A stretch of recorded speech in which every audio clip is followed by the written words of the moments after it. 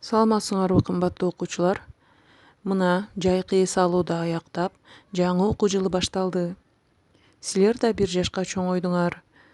Бүгүнкү кыргыз адабияты боюнча биринчи сабагыбыздын темасы Манас эпосу тууралуу жалпы маалымат деп аталат.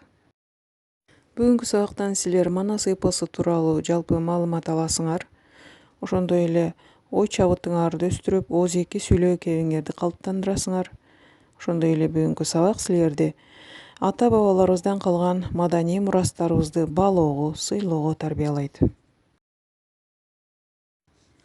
Кыргыз элинин баатырдык эпосторунун ана башында турган Манас, кыргызмын деп калпак кийип, кыргыз тилинде сүйлөгөндөрдүн сыймыгы, туу туткан руханий азыгы, улуу жазуучу Чыңгыз Айтматов айткандай, кыргыз рухунун туу чокусу.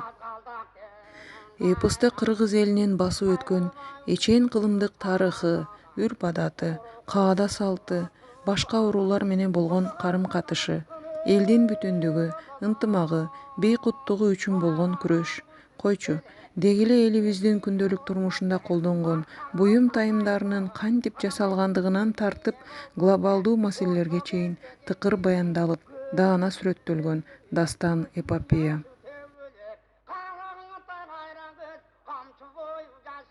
Манас эпосундай көлөмдүү чыгарма дүйнөдө жок.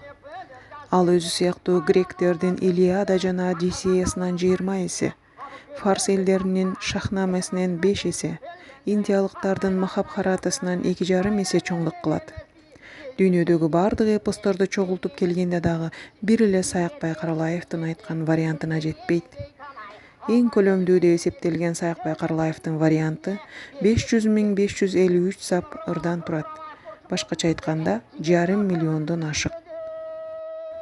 Жалпысынан эпостун 80ге жакын варианты бар. Чыңгыз Айтматов белгилегендей, ааламга аты кеткен Манас, аны жараткан кыргыз эли кандай бактылуу. Манас эпосун айткандарды манасчылар дейбиз.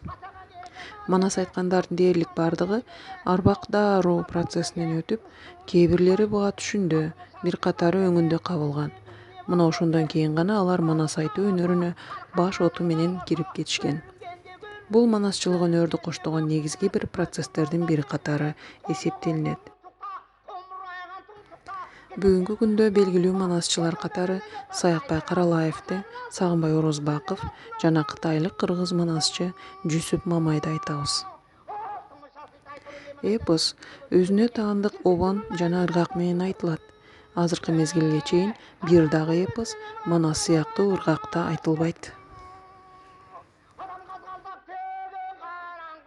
Эпоста 40 чородон тартып эсептегенде 600дөн ашык каарман катышат. Эң көп образ Сагынбай Орозбаковдун вариантында айтылат.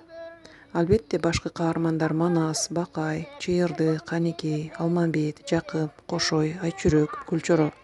Терс каармандардан Коңурбай, Нескара, Канчоро, Жолой жана башкалар. Ал эми чыгармадагы жер суунун аттары 800гө жакын.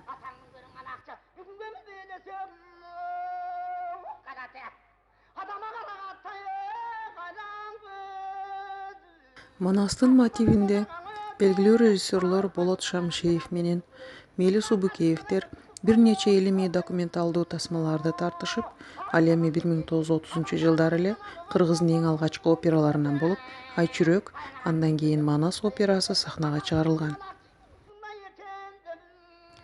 Ал эми Манастын Кара сөз түрүндөгү варианты болуп, Ашым Жакыпбековдун Теңири Манас романы жазылган.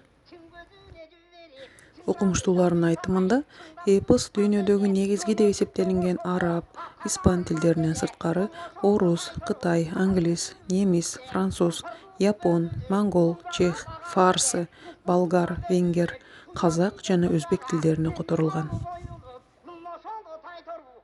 Манас үчүлтеги ЮНЕСКОнун материалдык эмес маданий мурастарынын тизмесине катталган.